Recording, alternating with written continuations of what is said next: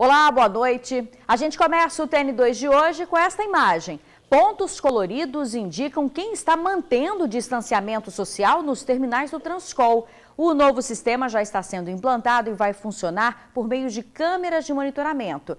Além disso, o governo anunciou que vai reforçar a frota do transporte público na Grande Vitória. Evitar a aglomeração e manter o distanciamento, medidas para evitar o coronavírus. Mas fica difícil para quem depende do transporte coletivo. Nos horários de pico, os passageiros nos ônibus não ficam aglomerados, não. Eles ficam espremidos. Distanciamento, então, está longe de acontecer. Quem depende do busão confirma.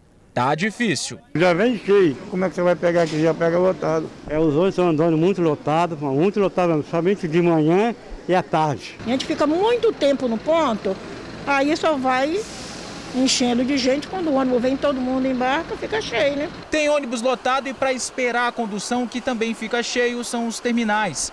Para tentar melhorar essa situação, uma central de vídeo monitoramento foi criada. E o que chama atenção por aqui é um sistema que consegue detectar aglomeração. Em vermelho no vídeo, pessoas que estão a menos de 1,5 metro umas das outras. Em amarelo, que estão com distanciamento de até 2 metros. E em verde, acima disso. Para indicar como que as pessoas estão se comportando no terminal, para que a gente possa pontualmente, em cada uma das filas, se for necessário, pedir que as pessoas se afastem, que elas mantenham maior distância, que evitem se aglomerar.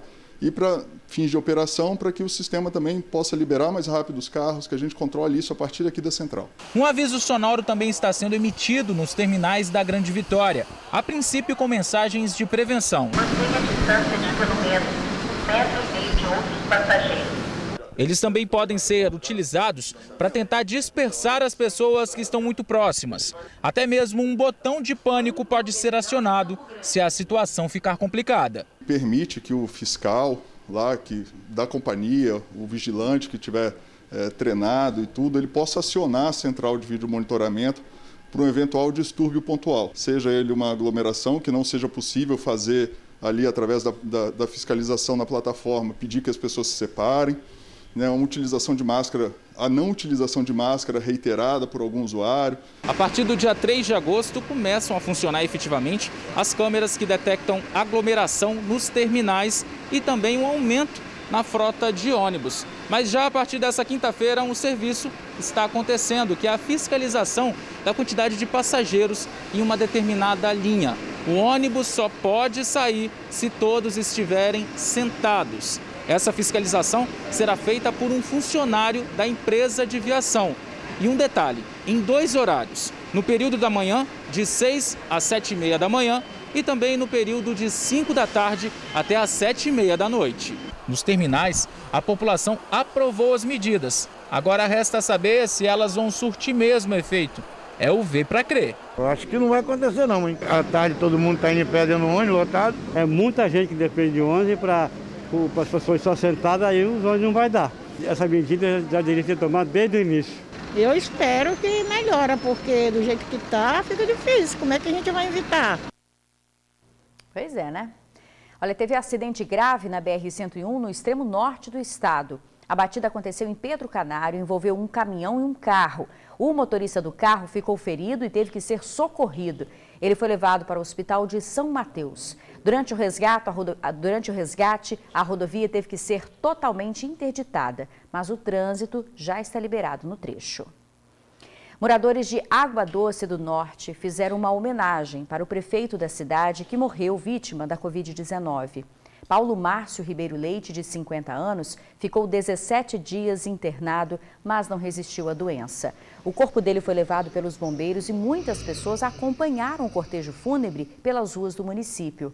Paulo Márcio era muito querido na cidade. Nascido e criado na região, ele foi enterrado sob aplausos. O vice-prefeito Jaci Donato estava à frente da administração do município há pouco mais de uma semana, desde quando voltou dos Estados Unidos, onde morava.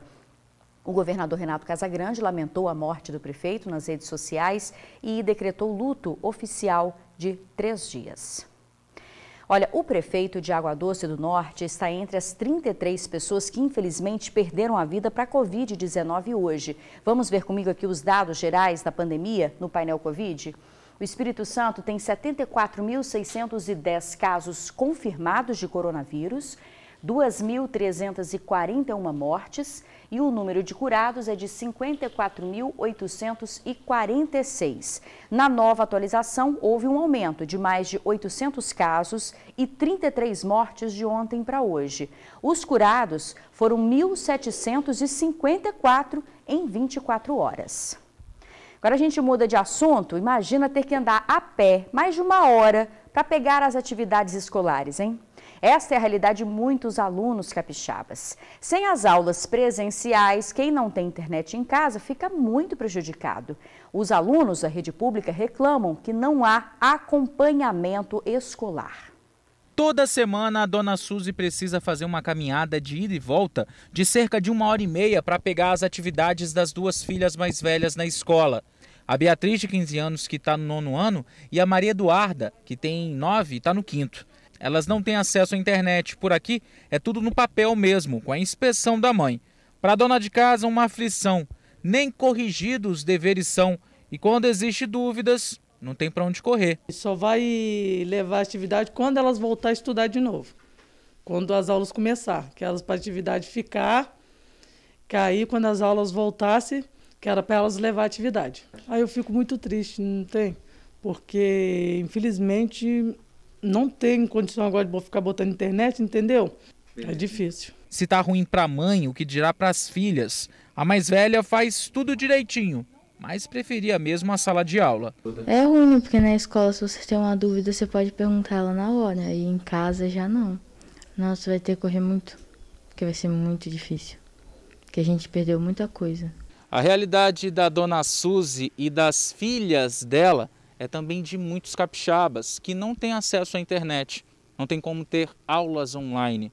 Tem que ir até a escola, buscar atividade, fazer, mas não sabe se está certo, não tem quem corrigir. Uma preocupação danada. E tem uma outra preocupação ainda, é que uma pesquisa divulgou que a cada 10 jovens, 3, assim que o isolamento acabar, pensam em nem voltar para a escola. Se depender da dona Suzy, vai todo mundo continuar estudando, nada de evasão. O problema é saber quando as aulas vão voltar nessa nova realidade. A caçula quer que tudo passe logo. É chato estudar assim em casa, porque na escola você tem alguma dúvida, você pergunta aos professores. É mais fácil na escola que em casa. Entende melhor a matéria, não é? É. Eu quero voltar o mais rápido possível, né? Infelizmente, nem todos os alunos estão em igualdade de condição. E vai ser bem difícil nivelar o ensino no pós-pandemia. A história da família que acabamos de ver é a mesma realidade de pelo menos 30% dos estudantes capixabas que estão matriculados na rede estadual. Bom, nós entramos em contato com a Prefeitura de Cariacica, que informou que a partir de 1º de agosto, as atividades escolares serão computadas como dia letivo. Segundo a Secretaria de Educação, o aluno vai ter canais para correção de exercícios e tirar dúvidas pelo WhatsApp. Já as famílias sem acesso à internet devem marcar dia e hora para entregar as atividades. O problema, pelo visto, vai continuar, né? Em instantes, você confere aqui no TN2 drogas e armas apreendidas durante a operação da Polícia Civil em Cariacica. Agora imagens ao vivo do trânsito para você, ali na Avenida Jerônimo Monteiro, no centro de Vitória. A gente já volta. Está na cadeia um dos criminosos mais temidos da região de Cariacica Sede. Ele é acusado de matar as vítimas com requintes de crueldade. Os 9 quilos de maconha e uma dessas armas foram apreendidos na casa do chefe da organização criminosa, conhecido como Orelha ou Linguiça. Ele tem 24 anos e é apontado pela Polícia Civil como um dos criminosos mais temidos da região de Cariacica Sede. Foi preso durante a operação da Polícia Civil, que contou com o apoio da Força Nacional. Ele praticava homicídios com requinte de crueldade.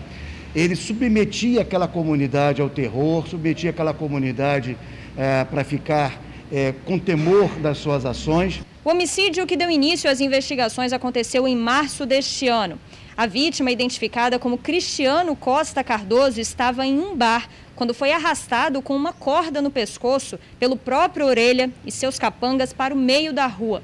Ele foi executado a tiros. Em seguida, o corpo dele foi colocado dentro de um porta-malas e foi abandonado na região de Porto Engenho. Só foi encontrado depois de 3 dias. Segundo as investigações, a motivação seria um possível abuso que a vítima teria cometido na filha de uma dos integrantes dessa associação criminosa. Abuso esse que não foi comprovado. A Polícia Civil ainda investiga outro homicídio que também teria sido executado por Orelha. A motivação, ciúmes da namorada. A vítima teria olhado para uma das namoradas do Orelhudo, foi capturada e ainda com vida, segundo as investigações, teve os 2 olhos retirados. Outros 6 integrantes da organização criminosa, entre eles um menor, também foram presos durante a operação. Os radiotransmissores, 4 armas, as munições e os cadernos com anotações do tráfico foram encontrados na casa de um deles, um homem de 48 anos, que seria o responsável pela compra do armamento para que os crimes fossem cometidos. E por falar em operação policial, olha só essa imagem. O carro segue pela rodovia quando de repente o condutor perde o controle da direção e bate na proteção da pista. O acidente aconteceu na BR-262 em Ibatiba. O motorista tenta escapar da Polícia Rodoviária Federal. Após o acidente, ele ainda correu para um matagal e chegou a entrar em um rio, mas acabou preso. No veículo, os policiais encontraram mais de 35 quilos de maconha, tudo embalado em papel de presente. O criminoso tinha um mandado de prisão em aberto expedido pela Justiça de Minas Gerais, acusado de tráfico de drogas e receptação. E foi apreendido o carro utilizado por criminosos durante um ataque a um travesti que morava na rua no bairro Jardim Camburi, em Vitória. O veículo era alugado. O motorista de aplicativo que conduziu o veículo foi ouvido pela polícia. Neste local, numa galeria de lojas ainda em construção, dormiam as pessoas que foram ameaçadas. A informação foi passada pelos próprios moradores de rua à Polícia Militar, que veio atender a ocorrência. Eles contaram o seguinte: por volta de 11h20, 11h30, 4 homens em um carro branco pararam aqui e fizeram uma ameaça. Eles deveriam deixar o local em 40 minutos e levar tudo que pertencia a eles, senão ia haver represália. 40 minutos depois, os homens voltaram aqui ao local e perceberam que os moradores de rua continuavam aqui. Houve confusão. Uma moradora de rua foi ferida com chutes na cabeça e os homens ainda colocaram fogo no que estava entulhado aqui. A informação é de que os homens teriam lançado uma bomba caseira que teria provocado uma pequena explosão e também o fogo. O fato aconteceu por volta da meia-noite nesta rua em Jardim Camburi, Vitória. O carro que usaram seria de uma locadora. Apesar das agressões, a vítima não quis atendimento médico. Essa moradora, que prefere não se identificar, disse que o alarme de incêndio foi acionado, alertando os vizinhos para o fogo que pegava ali. Os moradores desceram com extintor, o morador daí da frente parece que veio com a mangueira, conseguiram contornar o fogo e apagou o fogo. Um certo pânico deu, a gente já esperava que isso ia acontecer. No local, alguns objetos pessoais, como roupas que estavam naquelas 2 malas, e muito papelão foram queimados. O presidente da Associação de Moradores do bairro disse que algo assim, como ataques diretos, nunca aconteceram aqui. E que a associação trabalha em conjunto com a polícia e a prefeitura, fazendo a identificação de quem fica no bairro. Inclusive verificando a ficha criminal deles, se tem algum problema criminal. E a partir desse momento, houve uma diminuição significativa deles aqui em Jardim Camburi. Inclusive esse caso de ontem, eu já tinha sido comunicado ontem à noite. Hoje a gente já ia abordá-los para a gente solucionar o problema. Uma carga de panelas roubadas, avaliada em R$100 mil, foi recuperada pela Polícia Civil em Cariacica. O material foi encontrado após uma denúncia anônima. As panelas estavam sendo vendidas por camelôs na Avenida Expedito Garcia, em Campo Grande. Os kits eram comprados por R$60 e revendidos até pelo dobro do preço. A carga tinha sido roubada em Linhares no último domingo. O restante dos kits foram encontrados em um galpão no mesmo município. O proprietário do galpão, que está na Paraíba, foi identificado e autuado. 3 camelôs que vendiam as panelas foram levados para a delegacia e vão responder pelo crime de receptação. A gente faz um rápido intervalo. Na volta, uma história de inspiração. Com a van escolar na garagem, a família Paixão teve que garantir a renda de uma outra forma. E a gente te conta como já já. Agora imagens ao vivo para você na praia de Camburi. Nós já voltamos. A pandemia trouxe muitos prejuízos para as famílias inteiras que tiveram que mudar seus hábitos. Quem era autônomo sofreu ainda mais. Na casa da família Paixão, a van do transporte escolar teve que ficar parada. Mas mãe e filhos não ficaram, repensaram a renda e se reinventaram. A van escolar está parada na garagem da Graça há 4 meses. Ela e a filha mais velha, a Fernanda, trabalhavam com transporte antes da pandemia. Era a principal renda da família. No transporte escolar nós conseguimos, eu comprei a casa que tinha aqui, trocamos de carro, veio tudo isso, aí tivemos que mudar a nossa realidade. No início, alguns pais ainda pagavam a mensalidade, mas com o tempo, a renda que vinha do transporte parou de vez. Preocupada com as contas que continuavam chegando, Graça colocou a máquina de costura que já tinha em casa para funcionar e começou a produzir máscaras para fora. Hoje está cheia de encomenda. Comecei a fazer máscara aqui para cá, para nós. Aí os vizinhos começaram a pedir também para fazer. Uma me desafiou a fazer uma touca cirúrgica, eu fiz e eu comecei a fazer touca. Touca cirúrgica, touca de cozinha. O nosso boom foi a touca de cetim. O prejuízo com a van parada representou um novo começo para a família Paixão. Não foi só a Graça que se reinventou na costura.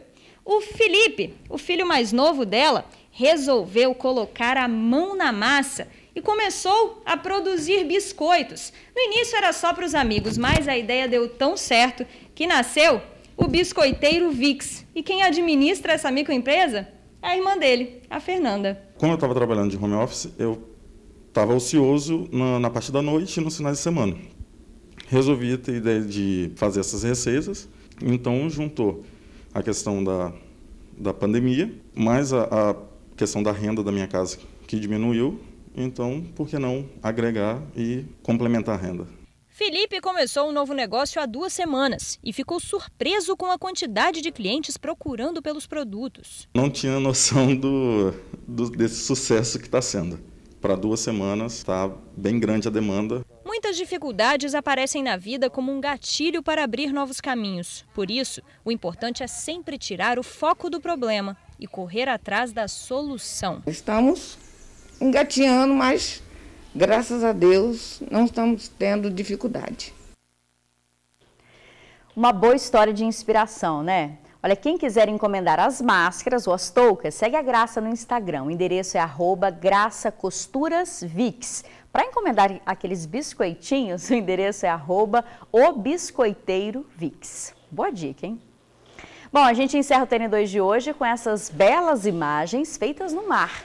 O pescador de Piúma, Cristiano Pedrosa, estava na embarcação com outras 3 pessoas quando flagrou 2 baleias chegando à superfície na costa de Vila Velha. Todos foram surpreendidos, mas deu tempo de filmar a passagem das 2 jubartes bem pertinho do barco. E essa não seria a primeira vez que ele se depara com esse gigante do mar. Todos os anos, as baleias jubartes saem da Antártida e vêm até a costa do Espírito Santo para se reproduzirem. Bom, agora sim a gente encerra o TN2 de hoje. Muito obrigada pela sua companhia, uma boa noite e até amanhã.